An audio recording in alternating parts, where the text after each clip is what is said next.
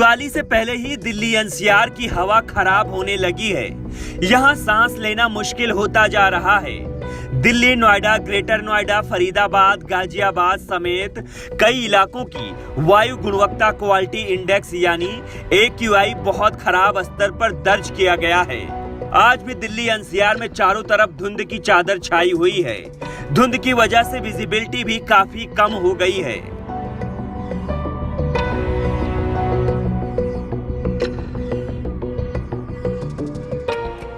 केंद्रीय प्रदूषण नियंत्रण बोर्ड के एयर बुलेटिन के मुताबिक दिल्ली का AQI 306 रहा।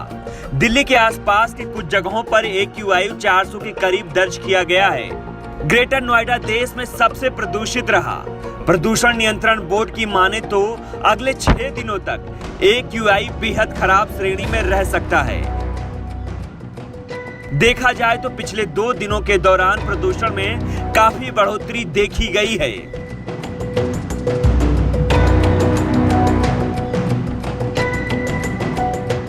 दिल्ली के लिए प्रदूषण की समस्या कोई नई नहीं है। हर साल पराली का धुआं राजधानी में अच्छी खासी मात्रा में पहुंच रहा है। दिशा बदलने के साथ ही पंजाब और हरियाणा की तरफ से आ रही हवाएं पराली के धुएं को राजधानी की तरफ धकेल रही हैं। रविवार को पराली का प्रदूषण 16.38% के करीब रहा। प्रदूषण को मात देने के लिए सरकार हर साल कई नए कदम उठाती है। नहीं, पराली तो देखो हर साल जलती है।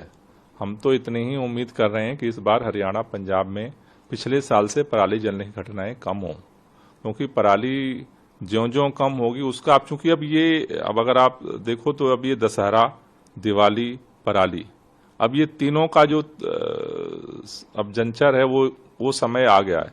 तो अगला जो 15-20 दिन है वो निश्चित रूप से क्रूशियल है।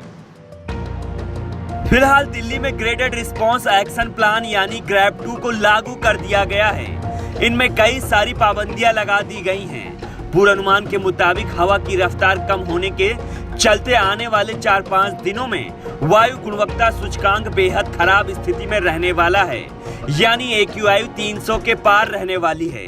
चलिए अब जान भी लेते हैं ग्रैब 2 में क्या क्या पाबंदियां लगी हैं। AQI 301 से 400 के बीच होने पर लागू होता है। हर दिन सड़कों पर सफाई होगी। हर दूसरे दिन पानी का छिड़काव किया जाएगा। होटल या रेस्टोरेंट में कोयला या तंदूर का इस्तेमाल नहीं होगा। डीजल जनरेटर का इस्तेमाल नहीं होगा। अस्पतालों, रेल सर्विस और मेट्रो को छोड़कर पब्लिक ट्रांसपोर्ट का ज्यादा से ज्यादा इस्तेमाल होगा।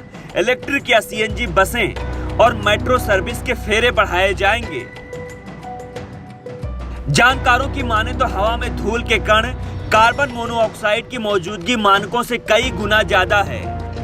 दशहरे पर जगह जगह रावण दहन होगा, जिसकी वजह से प्रदूषण में और बढ़ोतरी देखी जा सकती है। फिलहाल ऐसी स्थिति में बच्चों, बुजुर्गों और दिल की बीमारी से जूझ रहे लोगों को बाहर कम निकलने की सलाह दी जाती है।